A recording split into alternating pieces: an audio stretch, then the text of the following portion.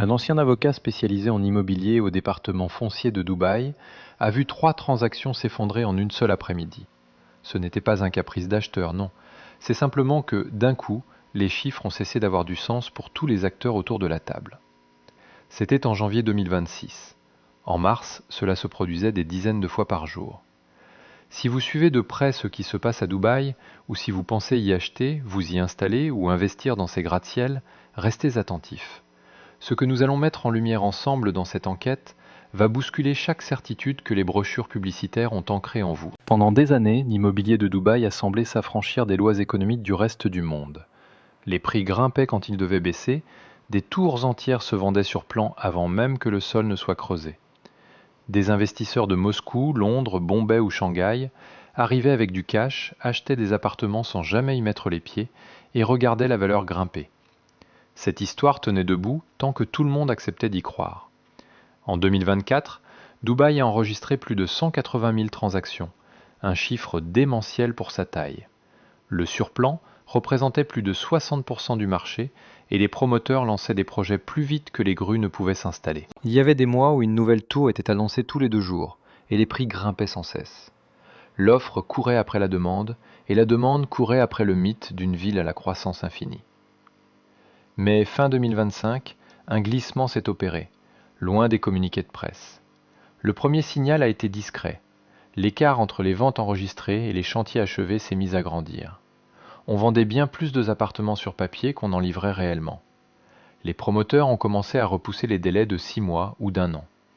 Les acheteurs sur plan de 2022 et 2023, qui attendaient leur clé pour 2025, ont reçu de simples lettres d'excuses pour les retards. Ces acheteurs qui comptaient revendre dès la remise des clés se sont retrouvés piégés. Impossible de vendre dans un marché saturé de milliers d'appartements identiques, issus de projets similaires, tous livrés au même moment. Cette confrontation brutale avec la réalité, trop de biens, trop semblables, trop simultanés, est le mal structurel de toute bulle immobilière. Dubaï l'a heurté de plein fouet en 2026. Le second signal est venu du marché de l'ancien. En temps normal, l'ancien et le neuf restent proches.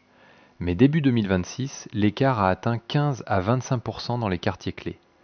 Le neuf restait artificiellement haut à cause des engagements financiers des promoteurs, alors que la réalité du terrain décrochait. Sur le marché secondaire, là où de vrais propriétaires cherchent de vrais acheteurs avec de l'argent réel, les prix baissaient en toute discrétion. Pas de vagues, juste des rabais silencieux. À Business Bay, un bien acheté 2 100 000 dirhams en 2023 était affiché à 1 800 000, baisse en février 2026, sans trouver preneur. À Jumeirah Village Circle, un appartement acquis sur plan à 900 000 dirhams était bradé à 760 000.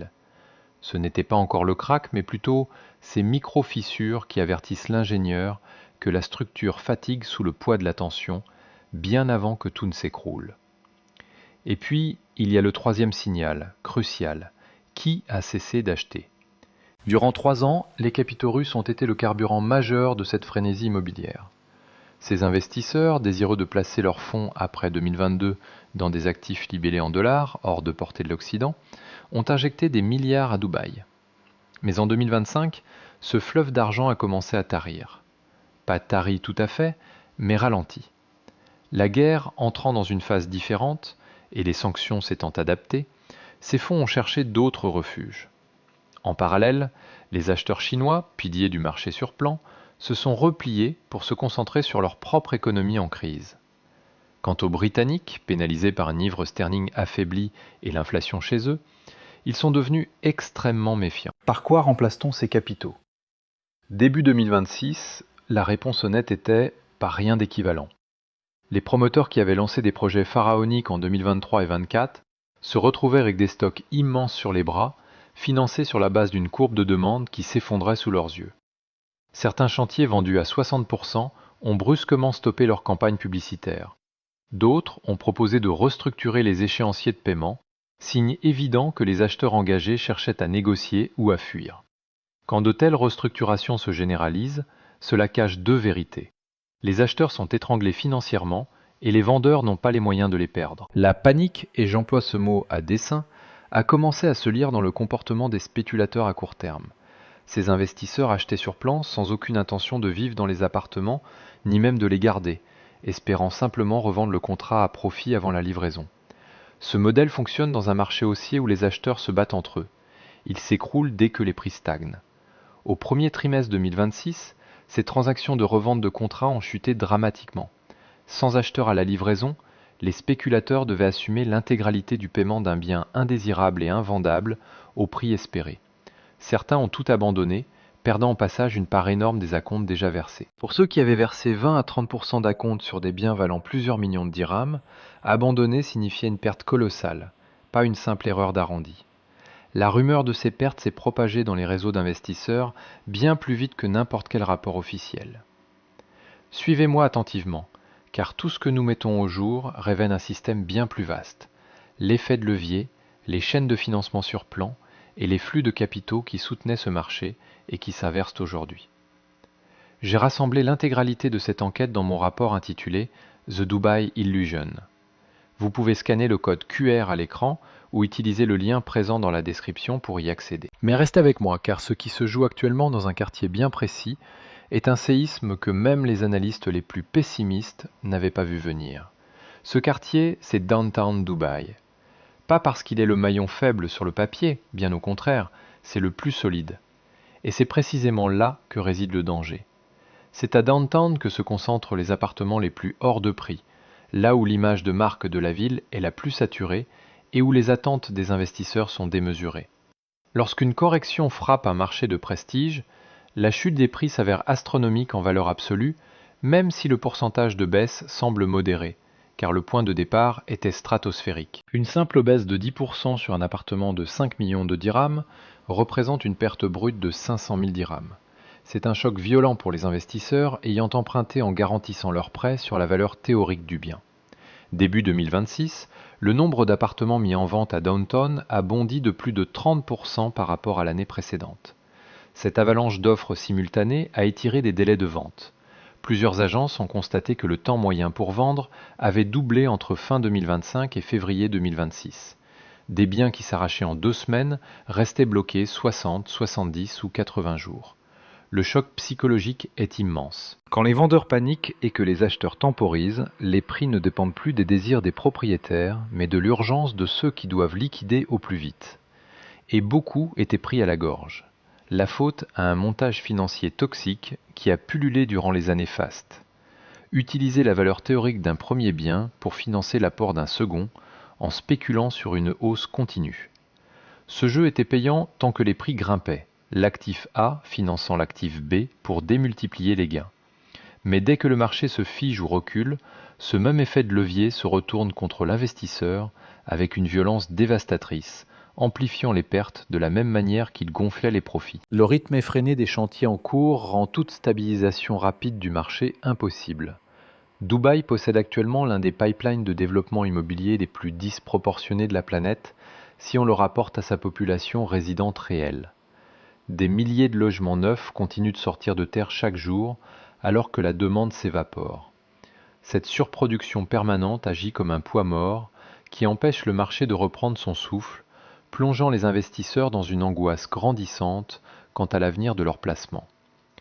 La question n'est plus de savoir si la bulle va éclater, mais à quel point les fondations de ce paradis de béton sont prêtes à céder sous le poids de ses propres excès. En enquêtant sur les chiffres de 2025, nous découvrons que plus de 200 000 logements sont actuellement en construction ou validés pour développement, un chiffre vertigineux pour un marché de seulement 3 700 000 habitants. Dans cette métropole où la majorité des gens louent leur toit, par choix ou par pure obligation financière, cette vague immobilière va s'abattre sur la ville d'ici 3 à 5 ans. Même si la demande redémarre, l'afflux massif de nouveaux biens va asphyxier les prix, écrasant d'abord le milieu de gamme et les ventes sur plan. Mais attention, ce ne sont pas les géants du secteur qui vont s'effondrer. Eux ont le bras long, l'appui de l'État et le pouvoir de ralentir la cadence pour sauver leur peau. En réalité, les véritables victimes de cette tempête silencieuse sont les promoteurs de taille moyenne.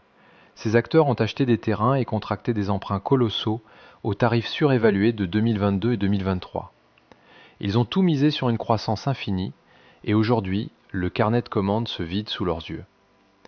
Nos analyses financières montrent qu'une restructuration massive de leurs dettes est inévitable. Plusieurs d'entre eux vont tout simplement disparaître ou se faire avaler. Ce n'est pas du catastrophisme, c'est de l'arithmétique pure. Pendant ce temps, les locataires de Dubaï observent un marché à deux vitesses, où les loyers du très haut de gamme commencent enfin à fléchir sous le poids du vide. Mais ne vous y trompez pas. Pour la classe moyenne des expatriés travaillant dans la finance, la technologie ou l'hôtellerie, les loyers restent étouffants et continuent de grimper. Ces travailleurs indispensables ne fuient pas encore Dubaï, mais ils recalculent tout. Vous et moi pouvons comprendre leur dilemme. La question brûlante dans leurs esprits n'est plus de savoir quand acheter, mais s'il faut vraiment investir un seul centime dans cette ville. En repoussant constamment cette décision, ils révèlent leur profonde méfiance. Si tout se passe bien, nous assisterons à un atterrissage en douceur avec une baisse contrôlée de 15 à 20% des prix sur 18 mois. Un scénario presque idéal. Dans ce premier scénario, les promoteurs fusionnent, les projets boiteux sont rachetés et les fondamentaux de la ville, l'absence d'impôt sur le revenu, les infrastructures de pointe, reprennent le dessus pour un cycle plus sain. C'est une belle histoire. Mais mon enquête m'impose de regarder l'autre scénario en face. Et s'il y avait beaucoup plus de dettes cachées que ce que révèlent les bilans officiels? Si les capitaux étrangers ne revenaient pas à temps, et si l'excès de logement étouffait la demande au point de provoquer un effondrement brutal avant toute stabilisation? Cette menace est bien réelle. La seule chose impossible, c'est de prétendre que rien ne se passe, car la crise est déjà là. Les chiffres des transactions ne mentent pas. L'accumulation des annonces immobilières, le temps interminable que passent les biens sur le marché, les restructurations de paiement à la hâte, tout converge.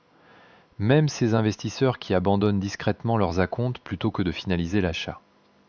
Certes, Dubaï a érigé un empire spectaculaire au milieu du désert en 2 décennies. Un miracle nourri d'ambitions démesurées, de capitaux flottants et d'une main-d'œuvre exploitée dans l'ombre qu'il faudra un jour oser examiner de près. Mais en 2026, la dure réalité nous rattrape. Ces valeurs immobilières délirantes reflètent-elles la ville réelle ou un mirage vendu à prix d'or? Ceux qui tentent désespérément de revendre aujourd'hui ont déjà trouvé leur réponse.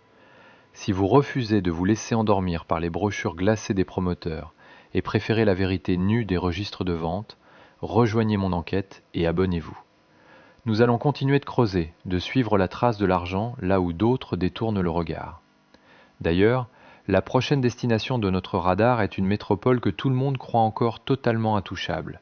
Une ville jugée blindée contre la crise. Souvenez-vous, c'est exactement ce qu'il disait de Dubaï en 2020. Ne manquez pas la suite.